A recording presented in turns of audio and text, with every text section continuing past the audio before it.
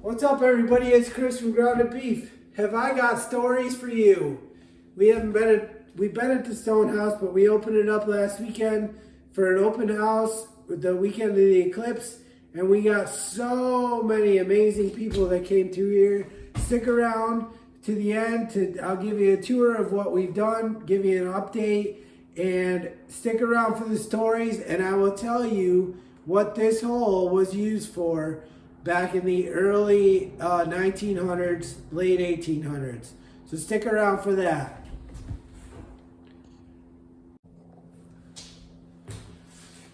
So like I said, last weekend we did an open house here. My kids made some beautiful signs, bright, to call attention to us.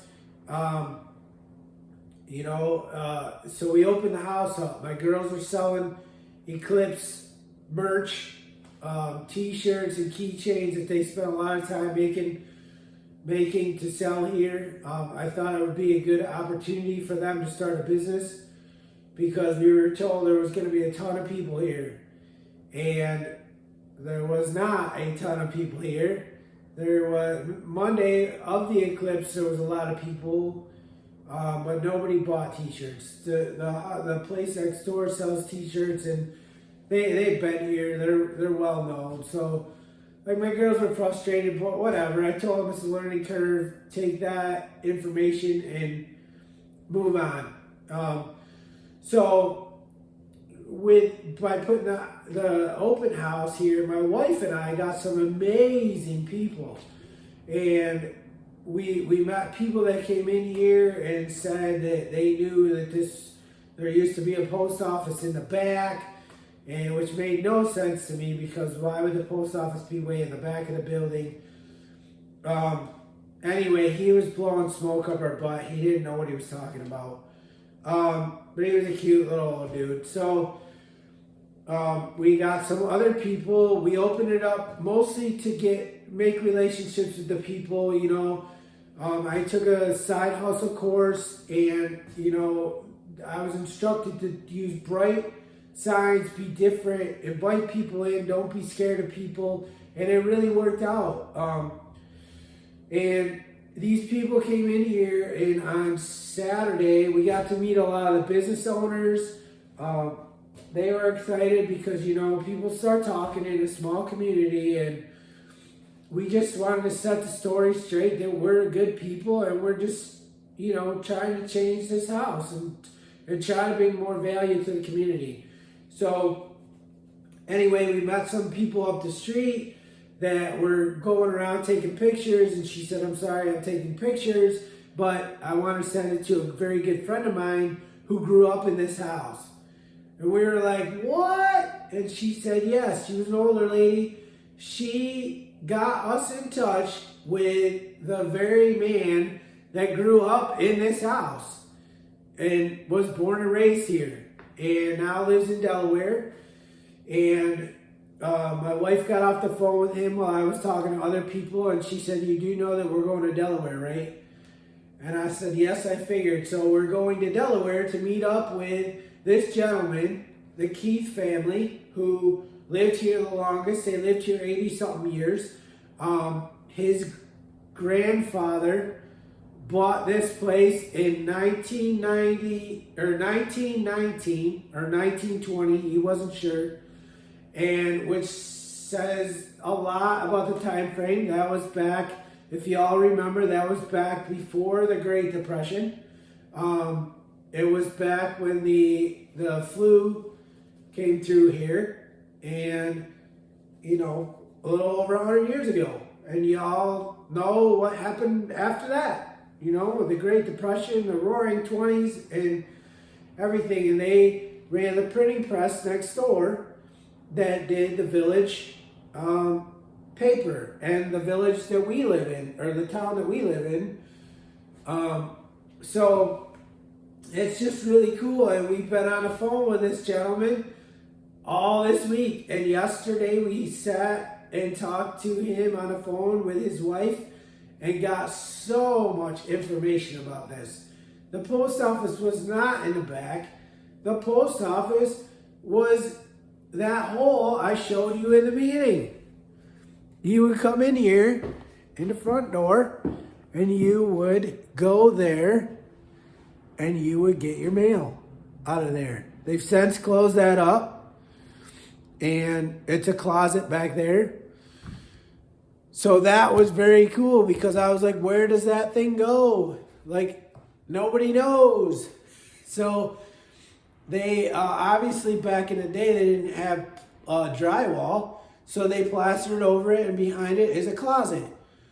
So that was really cool, and he has been telling me all about the different things in the house that I should look out for, but I've already found most of them, so I don't want to disappoint him, but I've found most of them. And as you know, I fell through the back hole. He didn't know about that back hole. If you don't know, the videos way back where I fell through the hole in the back in the old cistern, he didn't know about that. They didn't ever use that when he was growing up. They must have had village water by then. So we've learned that. We've learned that upstairs, you know what? I'm going to take you up there. Hang out.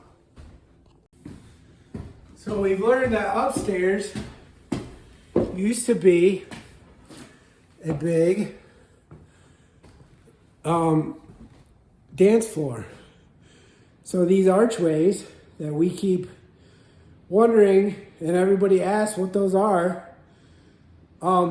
they divided these off into rooms, and all they are is plywood.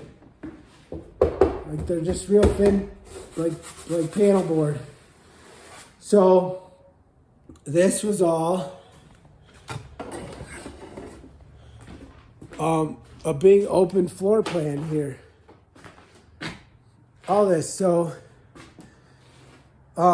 they used to dance up here, and then that's what we were told. And back in the day when it was a tavern, the guys would, like a tavern back in the day would be like a room. Like you'd get, if you were running through here with your horse and buggy or just your horse, because this was a main road, they could hitch their horses up and stay here, spend the night here. And the guys would stay upstairs in a big open floor plan. And the girls would stay downstairs with more private like rooms.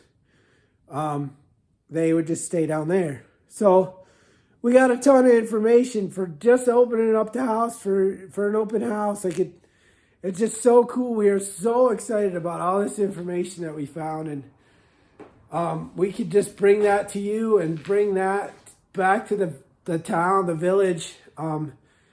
They don't have a ton of information at the history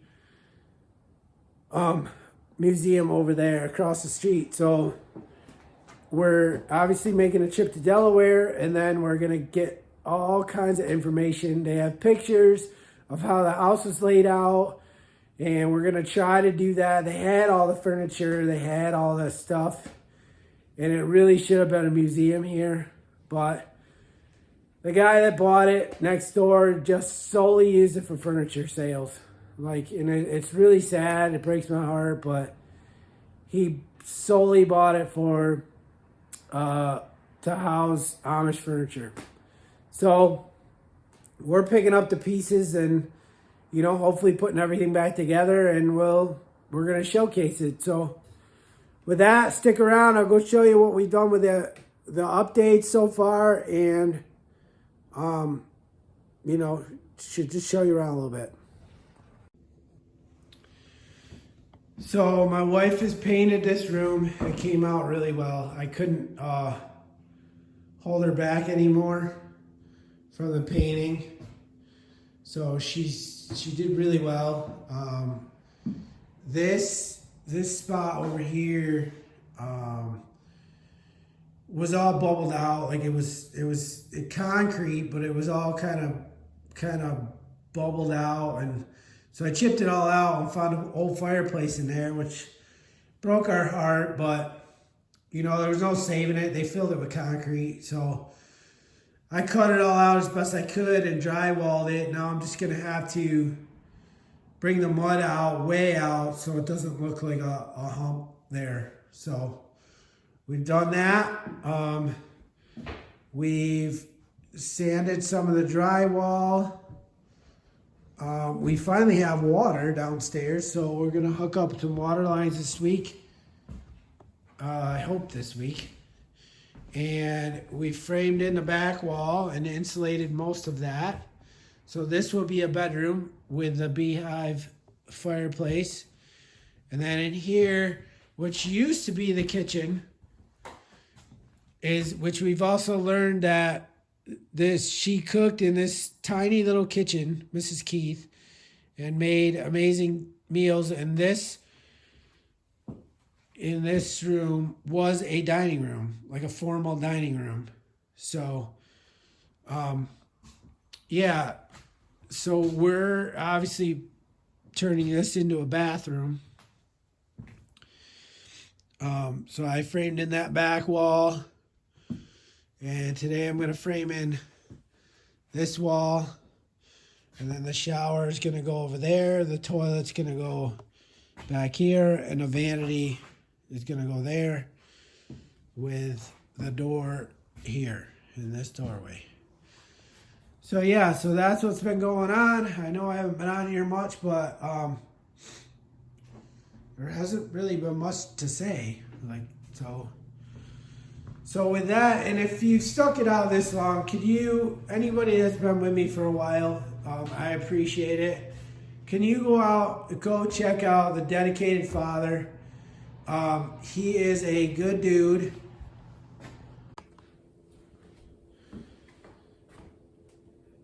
He's a good dude that is just trying to raise his kids up right and do the right thing, and talk about family values. If you could go over to his channel, again, The Dedicated Father, give him a like and subscribe if you would.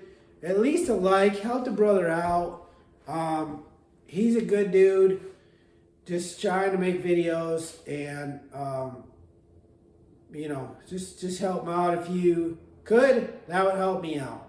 And if you would like and subscribe to me, that would be amazing too. So with that, get to know a farmer. I'll keep you updated, and I will see you on the next one.